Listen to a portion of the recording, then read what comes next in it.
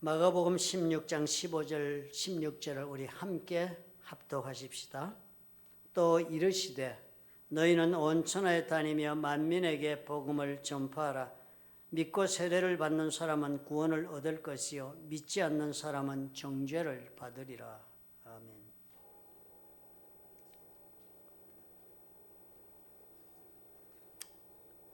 설교 노트를 여러분 참조하시면서 우리의 기억은 듣고 나면 다 잊어버립니다.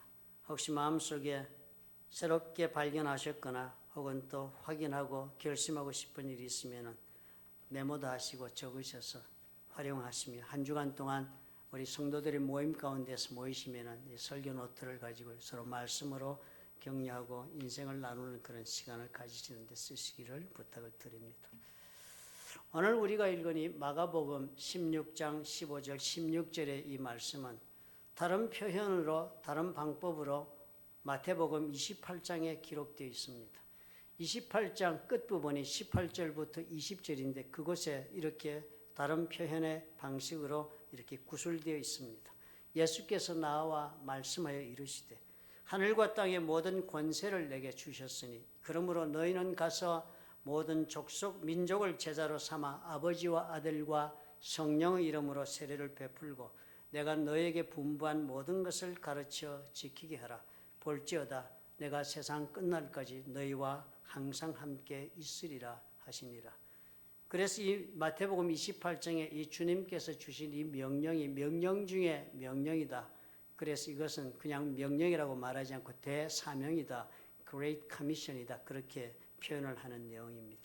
가만히 이 내용도 보면은요, 가서 만민에게 복음을 전파하는데 이렇게 전파하고 이런 결과를 내도록 해라. 이렇게 부연해서 설명했을 따름이죠. 오늘 우리가 읽은 마가복음과 동일한 명령의 말씀인 것입니다. 이 명령을 주신 이유는 우리가 늘 기억하지 않습니다. 삶에 적용하라고 주시는 것입니다. 우리가 예수 그리스도께서 많은 말씀을 주시면 적용하지 않고 사니까요. 그저 우리가 말씀을 입으로 얘기하고 지식적으로 우리가 사랑하고 그 아는 것을 우리가 참 만족으로 여기는 것으로 그치니까 이것을 적용하라. 삶의 실제로 이 말씀대로 한번 실천해 보라. 그래서 주님께서 특별히 명령을 주신 것이다 하는 것을 우리가 살펴보았습니다. 그래서 오늘까지 우리 명령의 말씀을 살펴보고 오늘 이제 드디어 끝부분에 도착을 했습니다. 예수님의 명령 중에서 가장 강력한 명령이니까요.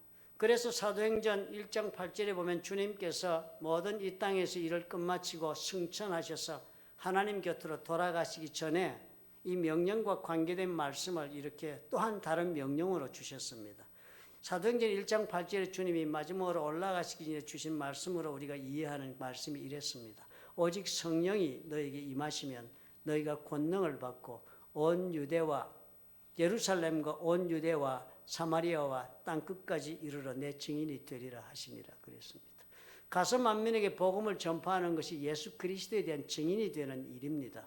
복음이란 것이 예수님이 누구신가? 예수님이 왜 이 땅에 오셨는가? 예수님이 그런 분이 왜 십자가에 돌아가셨는가? 예수님이 십자가에 돌아가신 것 때문에 그것을 믿는 자들이 무슨 일이 벌어지는가?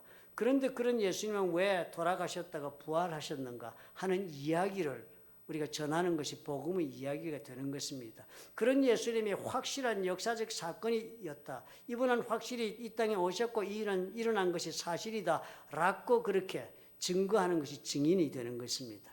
그러니까 예수님이 그 말씀하는 거예요. 이제 가서 만민에게 복음을 전파하는 것이 내 증인이 되는 일인데 그 증인이 되는 일은 그냥 하는 것이 아니고 성령이 너에게 임하시거든 그때 시작하도록 해라 하시면서 사도행전에 그렇게 적어 놓은 것입니다. 그렇다면 우리가 다 그렇게 이해를 해야 되겠습니다. 우리가 이 예수 그리스도께서 명령하셨으니까 누구나 다 이 명령을 실천해야 합니다. 명령에 복종하지 않을 사람은 없습니다. 않을 수 있는 그런 면제받은 자는 없습니다. 예수 믿는 모든 자는 가서 만민에게 복음을 전파하되 성령 받고 그리고 가서 복음을 전파하는 이 증인이 되는 그런 사명을 감당해야 합니다.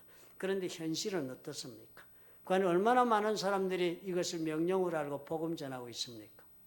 우리 가운데 과연 얼마나 많은 분들이 올해 한 해 동안에 복음 전해 보았습니까?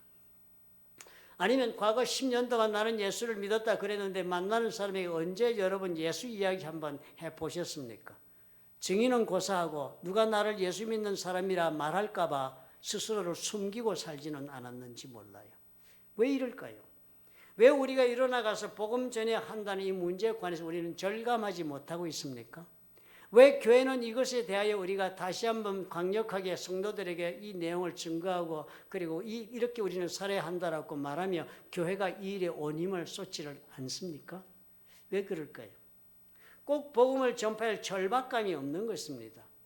복음을 전파한다는 거 좋은 이야기다.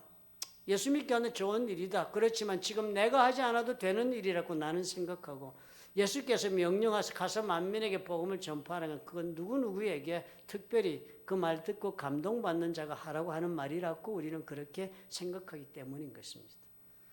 우리는 왜 우리 주님께서 이렇게 복음 전하라고 하는 그 절박감을 전혀 이해하지 못하기 때문에 우리 주님의 이 명령에 동의하지도 않고 감동하지도 않고 그리고 전해야 한다는 그런 문제에 관해서 내가 직무유기를 하고 있다는 그런 죄의식도 품지 않은 채로 멋진 그리스도인인 줄 알고 살고 있습니다.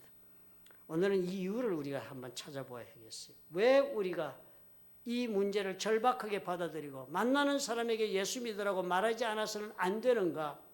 왜 이 문제를 우리는 참으로 목숨을 걸고 감당해야 하는 그런 명령이 되는가 하는 문제에 대한 이유를 우리가 찾아봐야 하겠다 생각이 듭니다. 첫째로 우리가 예수를 믿지 않습니까? 그런데 예수님이 이 땅에 오신 목적이 무엇이었습니까? 여러분 그 목적이 무엇이라고 생각하고 계십니까? 많은 사람들은 예수님이 이 땅에 오신 것은 우리를 구원하기 위해서 오셨다. 그렇게 말을 합니다. 구원하는 것은 여러분 삶에 있어서 예수 믿어서 구원받는 것은 여러분 인생의 목적이 아닙니다. 그 구원은 여러분 인생의 한 방편이요 수단입니다. 여러분들이 구원받아가지고 우리가 예수 믿고 구원받아서 우리가 그것을 인생의 목적을 이루는 것이 결코 아니라 그래서 그 구원을 수단으로 해서 우리가 하나님 나라의 백성으로 우리 하나님의 자녀로 삶을 이 땅에서부터 살 수 있는 길이 열리기 때문에 그것이 우리의 목적입니다. 구원받아서 하나님 나라의 백성으로 이 땅에서부터 삶을 시작하는 것이 그것이 우리에게 주어진 인생의 구원하시겠다 하는 그 예수님의 우리를 향한 목적입니다. 그러니까 예수님의 궁극적인 목적은요. 이 땅에 천국을 이루는 것이 예수님의 목적이었습니다. 그러니까 마태복음 4장 17절이 그렇게 시작을 했습니다. 예수께서 비로소 전파에 이르시되 회개하라 천국이 가까웠느니라 하신 그 말씀이에요. 그때 말씀을 보면은 성경이 적기를 이때부터 예수께서 비로소 이렇게 전파했다 그랬습니다. 이때가 언젠가 하면은 예수께서 세례 요한에게 세례를 받으셨습니다. 그리고서는 광야로 성령에 이끌려가서 광야에서 40일 동안 금식하시고 그리고 나서 그 금식을 끝내고 돌아오신 때가 바로 이때였습니다. 그런데 이때부터 주님께서 회개하라 천국이 가까웠다라고 그렇게 처음으로 예수님께서 자신이 지금 이 세상을 향하여 하고 싶은 자신의 뜻을 밝힌 선언문이 바로 이 말씀이었습니다. 그러니까 이것은 소위 우리가 말하는 비전 선언문입니다. 사명 선언문입니다. 나는 이 땅에 와서 이것을 하고자 한다라고 주님이 자기의 뜻을 한마디로 표현한 것입니다. 천국이 가까웠다. 회개하라 천국이 가까웠다 이렇게 번역하니까 우리는 뭐 그런가 보다. 그렇게 우리가 감동 없이 듣기 쉬운 표현입니다. 그렇지만 원문에 가깝게 번역한 영어를 보아도 그 내용은 아주 절박감 있게 표현되고 있습니다. 회개해야 한다. 회개하라. 왜냐하면 회개를 그냥 해서 뭐 어쩌고 저쩌고 하는데 반드시 이유가 회개해야만 할 당연한 이유가 있다는 거예요. 회개해야만 할 이유가 있다. 그것이 뭔가 하면 하나님의 나라가 지금 여기에 와 있기 때문이다. 그렇게 표현하고 있습니다. 예수님께서 지금 말씀하시기를 앞으로 하늘나라가 올 거니까 하늘나라가 저기 어디 먼 데서 지금 가까이 오고 있으니까 너희들 그 회개하지 않으면 안 된다라고 말씀하고 계신 게 아니고요. 지금 여기에 하늘나라가 와 있으니까 이미 와 있다는 거예요. 와 있으므로 회개하지 않으면 안 된다는 거예요. 그렇기 때문에 회개하고 이 나라에 들어가야 한다라고 주님 말씀하십니다. 대단히 긴박한 이야기를 주님 하고 계신 것입니다. 예수께서 이 땅에 오셔가지고 바로 이 일을 시작하신 거예요. 모든 사람들에게 하신 내용도 다 이것을 위해서 하신 것입니다. 예수께서 많은 기적을 행하셨잖아요. 우리가요. 성경에 보면 많은 사람들이 그 기적을 보고 예수님을 믿고 그 기적을 기대합니다. 예수님이 눈먼 자를 치료하시고 눈뜨게 하셨습니다. 그리고 또 성령의 역사하심으로 요즘도 눈먼 자가 눈뜨는 역사도 벌어지고 있습니다. 그러나 눈먼 자를 눈뜨게 하신 것이 왜 예수께서 눈뜨게 하셨는가를 우리가 그 이유를 이해할 수 있어야 합니다. 주님이 그저 나는 이런 놀라운 능력을 가진 하나님이시다라고 그렇게 증명하기 위해서 눈뜨게 하신 것이 아닙니다. 이 눈을 뜨게 하신 데는 목적이 있었던 거예요. 기적을 베푸시는 데는 예수님의 숨겨진 의도가 있었던 것입니다. 이 기적을 통하여 사람들이 깨닫게 하고자 하는 주님의 숨겨진 그런 계획이 있었던 것입니다. 눈만 뜨게 하셨습니까? 중풍병자도 일으키고 38년 된 병자도 이렇게 세우시고 혈류병 환자도 치유하시고 그리고 어떤 모든 질병을 고치실 뿐만 아니라 오병이의 기적을 행하셔서 참으로 놀랍게도 수많은 사람을 떡 5개와 물고기 2마리로 먹이시는 기적도 행하시고 그뿐만 아니라 어떨 때는 바다에 풍랑이 일었을 때 그 풍랑을 말씀으로 잠재우는 그런 기적까지도 행하셨습니다. 나중에는 죽은 나사로를 말씀으로 살리시는 기적도 행하셨습니다. 그런데 이 기적들이 다 무엇이었습니까? 주님이 기적을 행하시는 이런 예수님 믿어가지고 이 기적을 바라고 다 여러분의 삶을 그렇게 소망하며 살으라고 기적 베푸셨다고 생각하십니까? 그래서 예수 믿으면 눈먼 자 기도하면 눈 치료받고 예수 믿으면 그래서 떡 5그릇 물고기 2마리밖에 없어도 풍성하게 먹을 수 있는 것 하나님 주실 것이고 예수 믿는 자 그래서 하나님 앞에서 삶의 풍랑을 만나도 그 풍랑은 잠재울 수 있다라 그것 때문에 예수 믿고 오라고 주님 보여주셨습니까? 결코 그러하지 않았습니다. 주님이 이 모든 기적을 행하시는 것은 그분이 말씀하신 사명에 부합되기 그런 사역이었습니다. 하나님의 나라가 이 땅 위에 임했다는 그 말씀을 증거하시기 위해 기적을 행하셨습니다. 그래서 여러분 성경을 다시 한번 읽어보십시오. 이 모든 기적을 혜택을 입은 수혜자들, 이 기적의 현장에 있었던 사람들 가운데 많은 사람들이 과연 이분이 그렇다면 누구냐 하는 질문을 깨닫게 되는 순간을 맞이한 것입니다. 기적을 하고서 눈뜬 장님이 무엇을 보았어요? 아, 이분은 다윗의 후손이 우리에게 온 메시아다. 하나님이 보내신 그리스도시다. 구세주라고 고백했습니다. 풍랑을 잠재운 그 예수님이 풍랑을 잠재우자 풍랑 가운데 고투하던 그 제자들이 그 배 가운데서 무엇을 발견했습니까? 아, 이제 예수님 풍랑을 잠재우는 능력자가 아니었습니다. 과연 이 사람이 누구길래 이 풍랑까지도 이 말씀에 순종하는 거? 그들이 엎드렸습니다. 이분은 하나님의 아들임이 분명하다. 이런 깨달음이 따라온 것입니다. 예수님은 그랬어요. 평생을 하신 것이요. 하나님의 나라를 이 땅 위에 세우고 사람들이 하나님의 나라가 이 땅에 선다는 것을 믿고 예수님 앞에 이전의 삶을 다 포기하고 버리고 주님을 따라 하나님의 백성으로 회개하고 돌아서기를 원하는 일을 지속해 오셨던 것입니다.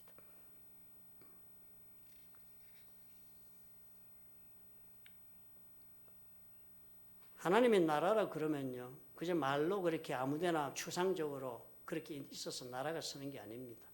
나라는 반드시 3가지 조건이 있어야 나라가 있다라고 말할 수 있고, 첫째는 주권이 있어야 합니다. 그러니까 예전에 말하면 하나님 나라는 왕이 있어야 합니다. 그래 왕만 있어갖고는 나라가 안 되죠. 왕이 있어가지고 내가 왕이다 한다고 다 나라가 생기는 거 아닙니다.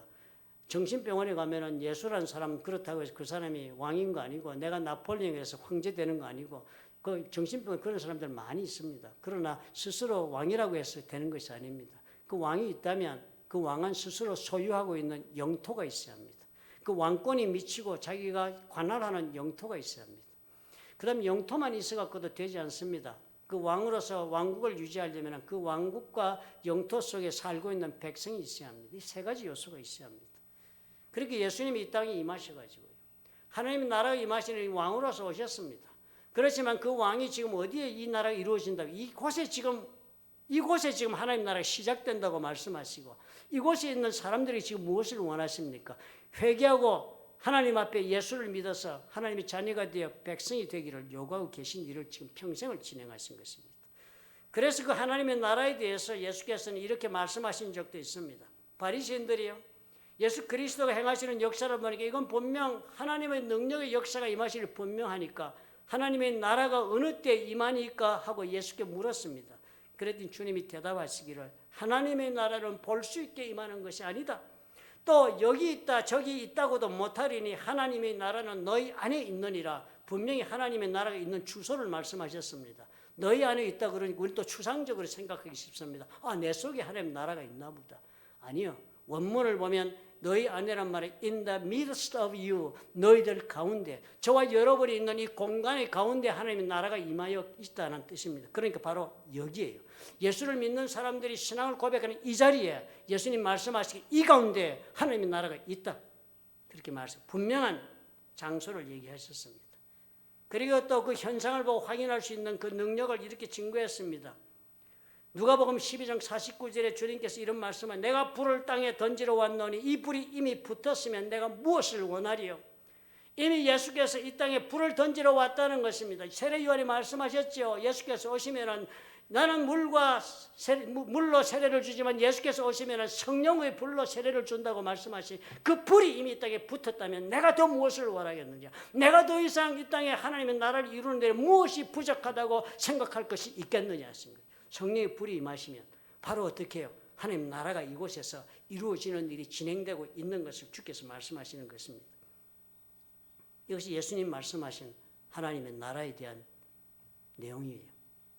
그럼 예수님은 그럼 이렇게 하나님 나라 세우시고 이 땅에 살고 그렇게 하시다가 천국 가시고 그렇게 다시 오시겠다고 약속하시고 가셨지만, 그렇다면 그동안 하나님은 뭐 하셨습니까? 구약의 우리 하나님은 어떤 목표를 가지고 사람들을 대하고 하나님께서 역사하셨습니까? 많은 사람들이 성경을 안다고 하는 사람이 창세기부터 요한계시록까지는 하나님이 인간을 어떻게 구원하고자 하는가의 그 역사를 적은 책이다. 그래서 그 이야기가 창세기부터 성경 끝인 요한계시록은 하나님의 구원의 역사, 즉 구속사의 그런 책이라고 말씀을 합니다. 그렇다면 예수께서 이렇게 천국을 이 땅에 이루어서 사람들을 하나님 백성으로 삼고자 하는 그런 역사를 하셨다면 하나님은 뭐 하셨습니까? 구약에 보면 예수께서 가지셨던 목표, 동일한 일을 우리 하나님도 하셨던 것을 우리는 쉽게 발견합니다. 하나님께서 에덴 동산을 창설하시고 그곳에 아담과 하와를 두신 그곳이 어느 곳이었습니까? 하나님께서 직접 창설하시고 다스리시고 하나님의 법이 임하는 그런 곳이 바로 에덴 동산이었습니다. 아담과 하와가 하나님 나라에 살 수 있도록 여건을 만들어 준 곳이 바로 그곳이었습니다. 하나님께서는 어떻게 해요? 아담과 하와가 그곳에서 하나님 나라의 백성이 되어 살기를 원하셨습니다. 그런데 무슨 일이 벌어졌습니까? 왕이 무엇이에요? 왕은 룰 세터, 규칙을 세우는 사람입니다. law maker, 법률을 만드는 사람이 왕입니다. 그 왕의 왕권을 가진 사람이 그 권리를 가지고 규칙을 세우고 법을 만드는 것이 왕입니다. 그런데 에덴 동산에 살고 있던 아담과 하와가 무엇을 원했습니까? 바로 그것을 원했습니다. 하나님께서 그래서 이것은 왕인 나 여호와 하나님만이 가지시는 권리니까 선과 악의 기준을 세우는 내가 세우는 것에 결코 그것을 탐내지 말고 너는 내가 세워주는 이 룰을 따라 살아라. 너는 내가 세워주는 법률을 따라 네가 살도록 해라. 내 백성이 되어라 라고 명하였지만 아담과 하와는 그거 싫어했습니다. 하나님께서 내 왕이 되어 사는 거 싫다는 거예요. 하나님이 매우 만드시는 그 법률과 율법에 내가 순종하는 세상에 살기보다는 나도 스스로 내 손으로 선과 악의 기준을 세우며 사는 사람이 되어야 되겠다 한 것입니다. 내가 스스로 어떻게 해요? 룰을 만들고 싶다는 거예요. 내가 스스로 법을 만들고 사는 그런 사람이 되고 싶다. 무엇이 되고 싶다고 아담이 말하고 있는 것입니까? 왕이 되겠다는 거예요. 선악과를 따먹었다는 것이 바로 그것입니다. 두 왕이 같은 곳에 존재할 수 없습니다. 하나님과 함께. 결별하는 일이 벌어지고 그들은 결국 하나님이 세우신 나라를 떠났습니다. 그래서 이 인간들은 최초로 하나님이 세우신 하나님의 나라를 거부하고 하나님을 실패하게 만들었습니다. 하나님께서 멈추지 않았습니다. 어떻게든 구원하기를 작정하셨기 때문에 하나님은 아브라함을 선택하시고 이번에 이스라엘 족속을 만들고 그리고 그 선택된 백성을 통하여 그들이 모델 케이스가 되어서 온 세상에 보여지기를 원했습니다. 이스라엘 백성들 하나님 나라는 이런 것이다 라는 거 만들어서 온 세상 사람들이 보여주어서 세상 사람들이 이스라엘을 보고 하나님이 다스리는 나라의 백성들이 저렇게 사는구나, 하나님이 저렇구나 라고 알고 하나님 믿게 하려고 주님께서 이스라엘 백성을 택했습니다. 뽑아 골랐습니다. 샘플로 선택한 것이, 그래서 그들에게 어떻게 해요? 하나님께서 약속의 땅을 정하셨습니다. 가나안 땅, 그곳에 데리고 가서 그 약속의 땅에서 저들에게 하나님이 다스리시는 나라의 삶을 살도록 하게 하고 많은 훈련을 거치시고 많은 길을 거치시며 하나님을 가르치시고 배우게 해가지고 저들이 하나님의 백성으로 살 수 있도록 교육해서 하나님 나라를 가나안 땅에 만들었습니다. 하나님이 다스리시는 나라를 가나안이 시작했습니다. 그런데 어떻게 이스라엘 백성들 그 가나안 땅에 들어가서 하나님 나라의 삶을 시작도 한 지가 얼마 되지 않아서 거부하기 시작했습니다. 그들은 사사로 하나님을 대신하고 있는 사사 사무엘을 찾아와서 이렇게 부탁을 합니다. 그에게 이르되 보소서, 당신은 늙고 당신의 아들들은 당신의 행위를 따르지 아니하니 모든 나라와 같이 우리에게 왕을 세워 우리를 다스리게 하소서 한지라. 우리가 왕이 없다는 거예요. 사무엘, 우리가 지금 왕이 없다. 사실 그 내용은 어떻게 살았습니까? 하나님이 모든 필요를 공급하시고 하나님 모든 전쟁을 감당하시고 살아가는 것이 가나안 땅의 삶이었습니다. 그런데 이제는 뭐라고 얘기합니까? 우리는 그런 하나님의 왕이 되어서 우리에게 다 모든 것을 공급하고 우리의 삶을 이끌어가는 하나님 나라는 싫다는 거예요. 그 대신에 우리는 우리 힘으로 왕을 세워서 우리 힘으로 전쟁하고 우리 힘으로 살아가는 그런 나라를 만들고 싶으니까 왕을 세우다고 그랬습니다. 우리에게 왕을 줘 우리를 다스리게 하라 했을 때 사무엘이 그것을 기뻐하지 아니하여 여호와께 기도하며, 사무엘이 하나님께 기도했습니다. 어떻게 할까? 여호와께서 사무엘에게 이르시되, 하나님이 답을 준 겁니다. 백성이 내게 한 말을 다 들어라, 그대로 해주라 그랬습니다. 이는 그들이 너를 버림이 아니다. 사무엘, 너를 버리는 것이 아니다. 나를 버려 자기들의 왕이 되지 못하게 함이니라. 주님이 명백하게 설명하지 않았습니까? 가나안 땅에 가서 살고 있는 이 사람들은요, 하나님이 왕이 되어 다스리시는 신정왕국 하나님 나라의 백성으로 살도록 하기 위해 들어간 땅입니다. 그래서 저들은 어떻게 해요? 거부했습니다. 하나님 계획이 어떻게 해요? 구약시대에 보여주는 하나님이 하나님 나라를 세우셔서 우리를 참으로 백성이 되어 살게 하겠다는 그 원대한 계획은 다 물거품이 되고 말았습니다.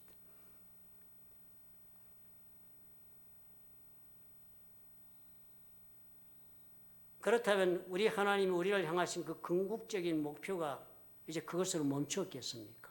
하나님 마지막 카드를 내신 것입니다.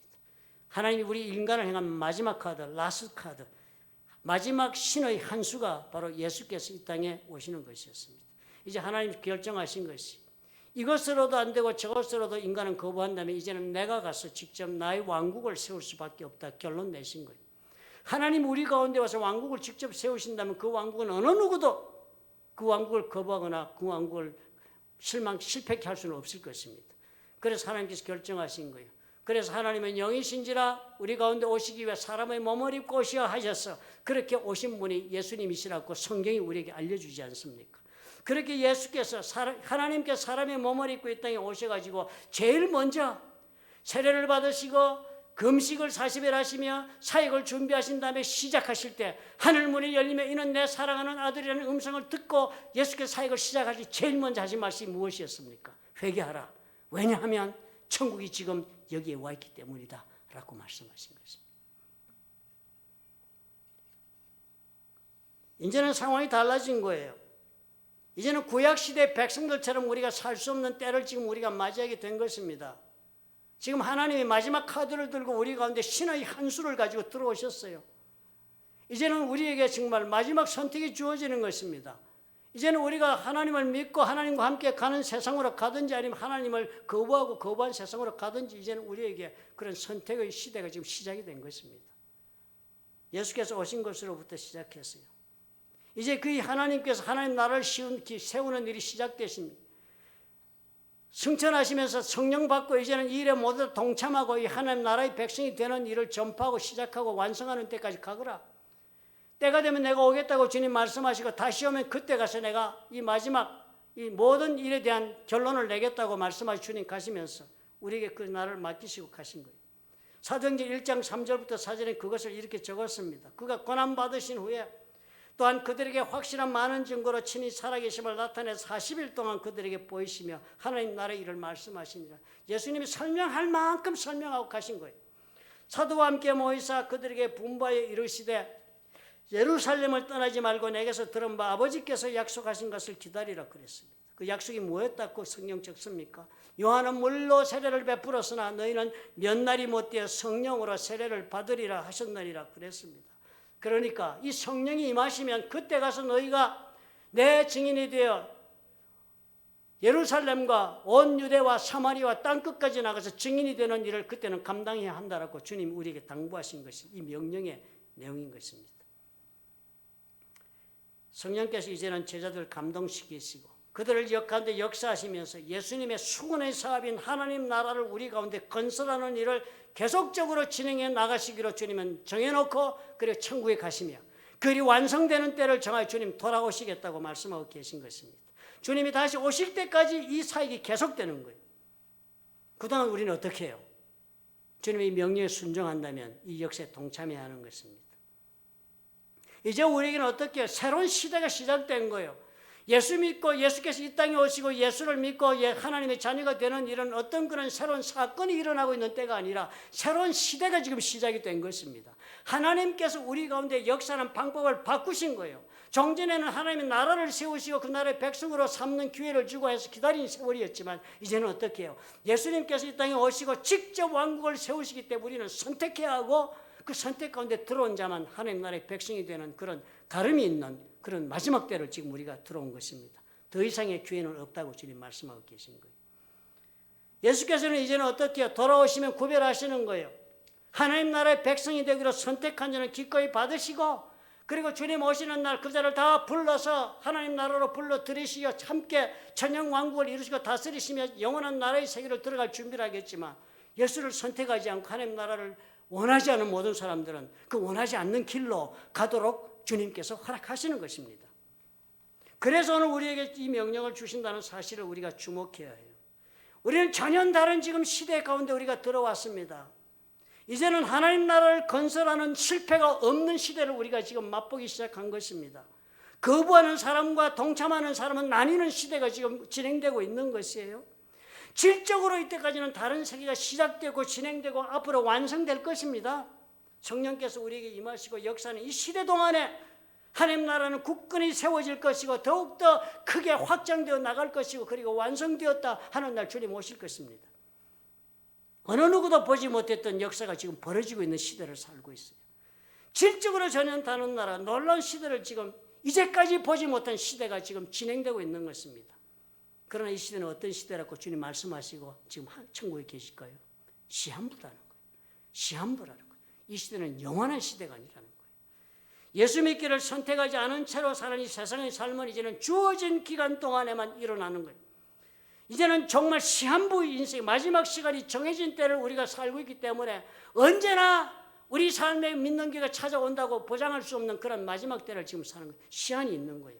마치도 시한폭탄에 그 시계가 지금 째깍거리고 돌아가고 있듯이 그런 때를 지금 우리가 살고 있다는 거예요. 영적으로 볼 때.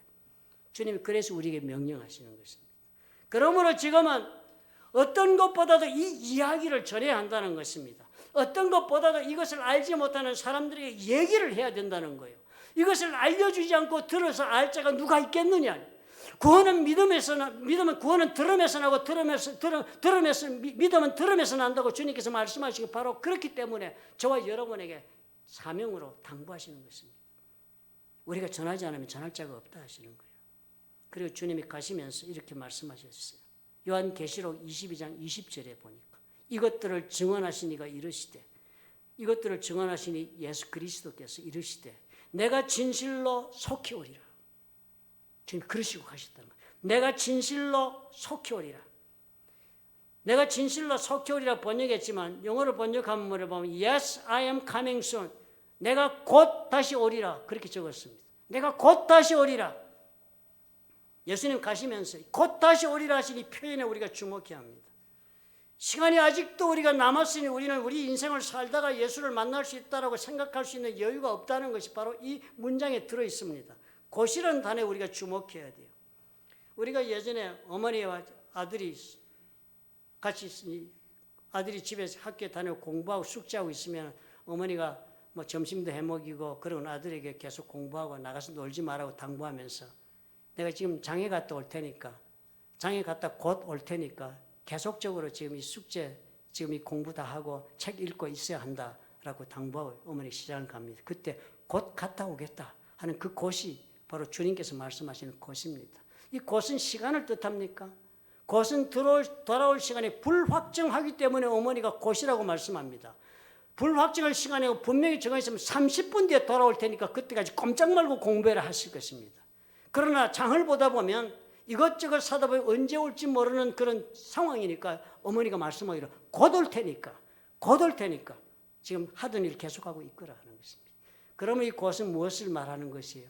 지금의 태도를 계속적으로 유지하고 내가 올 때까지 있어라 하는 곧인 것입니다. 주님이 그 말씀하신 거예요.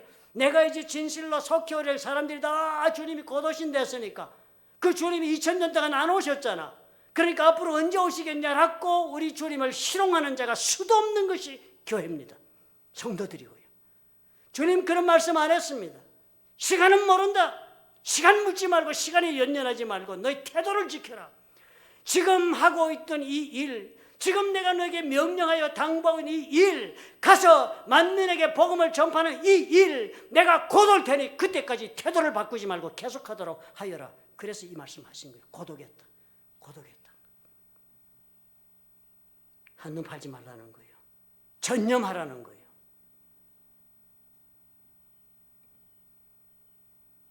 전념은커녕 관심조차 없는 사람이 된 적이 많습니다. 타이타닉의 경우를 보고 우리가 배워야 해요. 타이타닉 그 당시 배를 만들 때는 대형 제국에서 만든 가장 최신의 기술로 만든 unsinkable ship, 가라앉을 수가 없는 배다. 어떤 경우든 가라앉힐 수조차 없는 배라고 그랬어요. 무슨 사고가 나도 이 배는 가라앉지 않는다. 그렇게 설계하고 만들었습니다. 최고의 기술로. 그래서 그 배가 탈 때 축제였습니다. 모든 그 당시 유명한 정치가들과 당대 제일가는 부호와 유명 인사들이 그 배에 다 올라탔습니다. 그런데 그 배가 어떻게 됐습니까? 그 타이타닉은 전혀 가라앉을 수 없는 배라고 말했더니 상상하지 못했던 6개의 작은 구멍이 뚫려가지고 배가 침몰하고 마는 어처구니 없는 사건이 발생하지 않았습니까? 1500명의 승객과 승무원이 죽었습니다. 700명이 겨우 생존해서 살아나왔습니다. 놀라운 사실은요, 생존자들의 진술에 의할 것 같으면 그날 밤 그 배가 가라앉을 때 타이타닉에는 구명보트가 20대밖에 없었답니다. 그 사람들을 다 태우려면 적어도 40대는 있어야 한답니다, 배가. 그런데 20대밖에 없었답니다. 왜 20대밖에 준비하지 않았습니까? 가라앉지 않는 배인데 무슨 구명보트가 필요해? 그것이 저들의 생각이었습니다. 우리가 똑같은 생각이요. 세상의 종말이 이제는 오지 않을 텐데, 이 세상이 끝나지 않을 텐데, 예수님이 다시 와서 심판한다는 것은 그것은 2000년 동안 없었으니까 언제 일어날지도 모르는 일인데 뭐 가라앉을 세상이 어디 있어? 준비하지 않는 것처럼 똑같이 준비하지 않았습니다. 20대 겨우 준비했습니다. 모든 돈은 다 어디다 썼습니까? 이쁜 샹들리아, 마호가니 가구와 침대를 만들고 비싼 침대, 온갖 비싼 차이나웨어, 온갖 비싼 인력들을 불려들여서 파티하고 잔치하고 인생을 향락하고 즐기고 기쁨을 누리는 일에 다 투자했습니다. 타이타닉호 다 투자했어요. 배를 가라앉지 않게 만들기 위해서 철판을 이중으로 만들고 선실을 나누고 하니 온 돈을 다 투자했습니다. 가라앉지 않도록 하는 일에 즐기고 살고 기쁨을 나누니 다 투자했습니다. 그러나 어떻게 해요? 가라앉을 줄 알고 준비해야 되는 구명보트는 투자하지 않았습니다.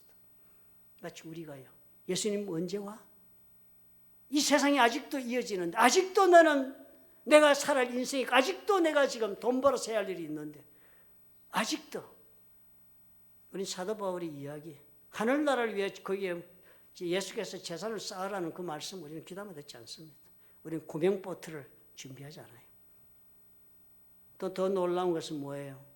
20대밖에 없는 구명보트에 사람들 태우고 나간 그 구명보트에 놀랍게도요, 그 각 구명보트에 사람들이 다 차지도 않았습니다. 빈자리가 수두룩했습니다. 어떤 배는 반밖에 차지 않았답니다. 나중에 알고 보니까요. 나중에 배가 가라앉고 사람들은 다 구명조끼를 입었습니다. 최후의 순간을 살아보겠다고 찬물에 뛰어들어 소리 질렀습니다. 우리 좀 그 배 좀 태워달라고.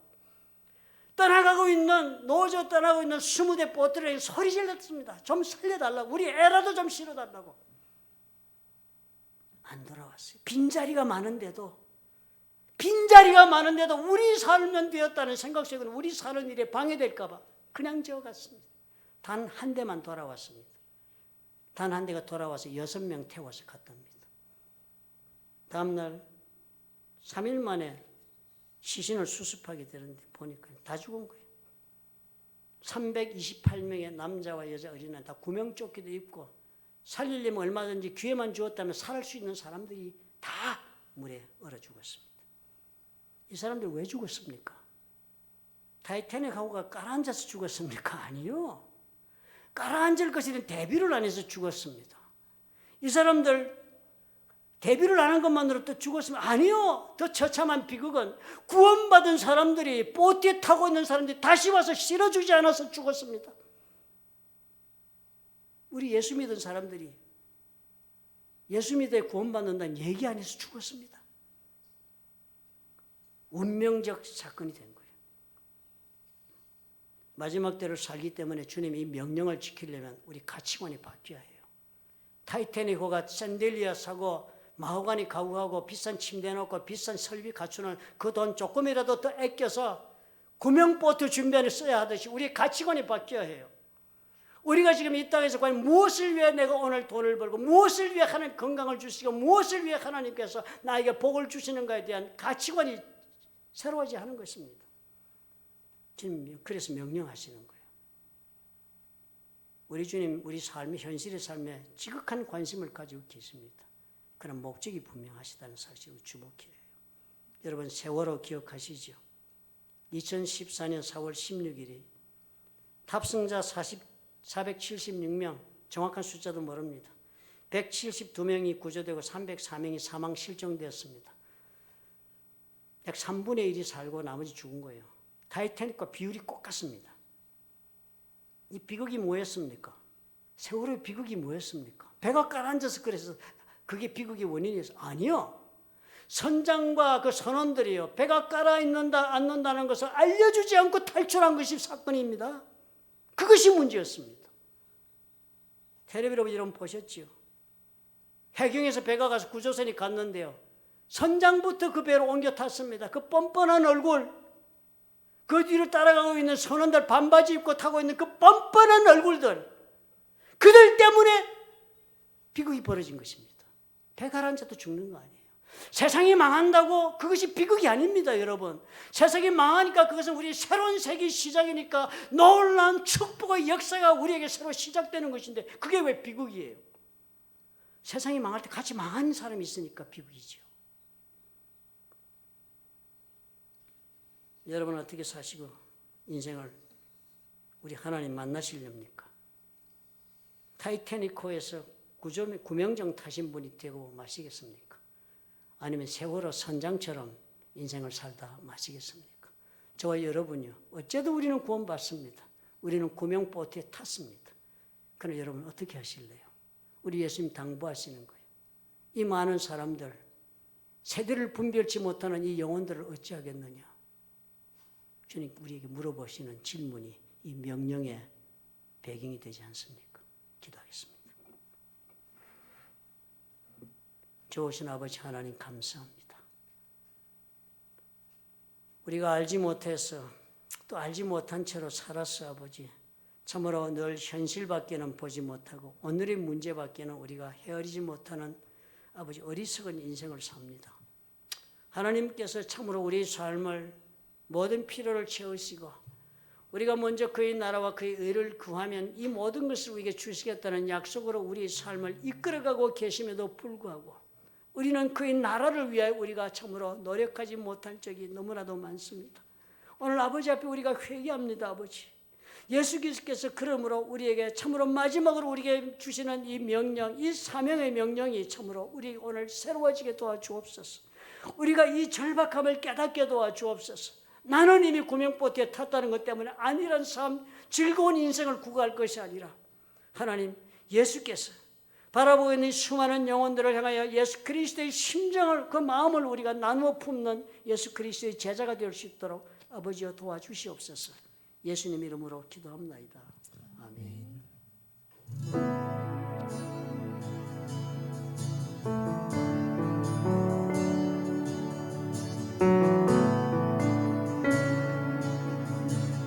같이 고백하십시다. 마라나타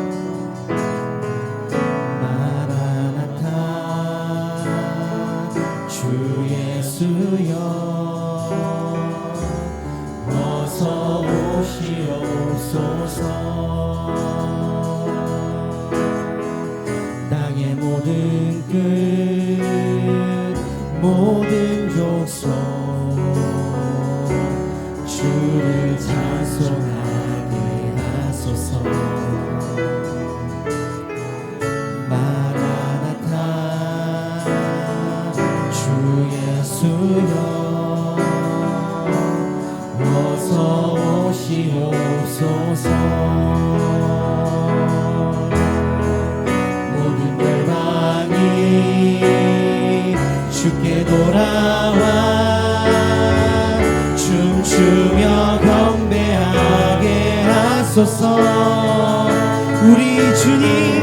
우리 주님 다시 오실 길을 만들자.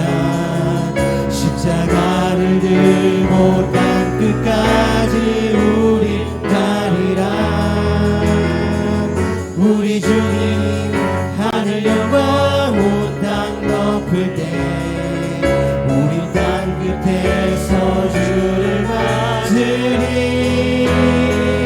마라나타 마라나타 아멘. 주 예수여 오시옵소서. 마라나타 마라나타 아멘. 주 예수여 오시옵. 우리 같이 한번 더 고백하시면서 우리 주님 다시 오실 길을 십자가를 들고 땅 끝까지 나를 들고 땅 끝까지 우린 가리라. 아멘. 우리 주님 하늘 영광 온 땅 덮을 때 우리 땅 끝에서 주를 맞으리.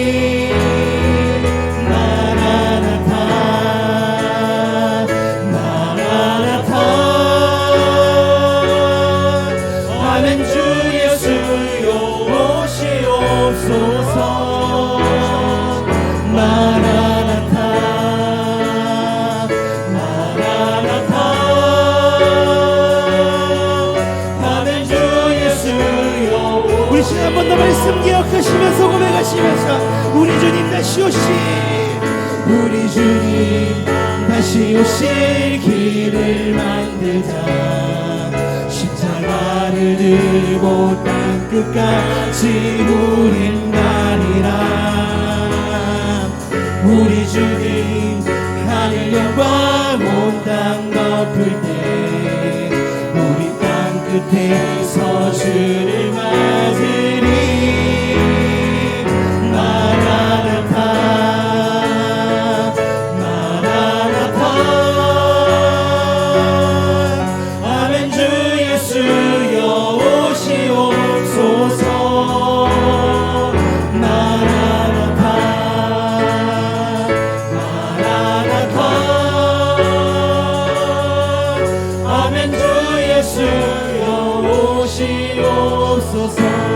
아멘. 주 예수여 아멘. 주 예수여 오시옵소서. 사랑의 하나님, 이 세상의 배가 침몰하기 전에라도 우리 자신이 타고 있는 내 육체의 배가 침몰하는 것은 시간 문제인데 우리가 어찌 하나님 앞에 주님이여 이 절박함을 잊고 살겠습니까?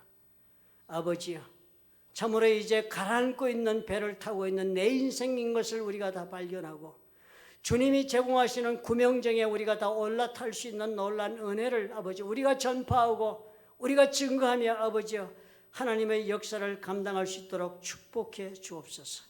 오늘 이런 사명에 대한 결심을 가지고 아버지 앞에 일어서는 하나님의 사랑하는 자녀들과 그들의 가정과 생업 위에 그리고 보혈로 값주고 세우시며 사명을 감당키를 명하신 주의 교회 위에 하나님께서 오늘도 주님 은혜를 베푸시고 우리 주의 아버지여 예수 그리스도의 무한하신 은혜와 하나님 아버지의 극진하신 사랑과 보혜사 성령님의 교통하심이 지금부터 영원토록 함께 하시기를 간절히 축원하옵나이다.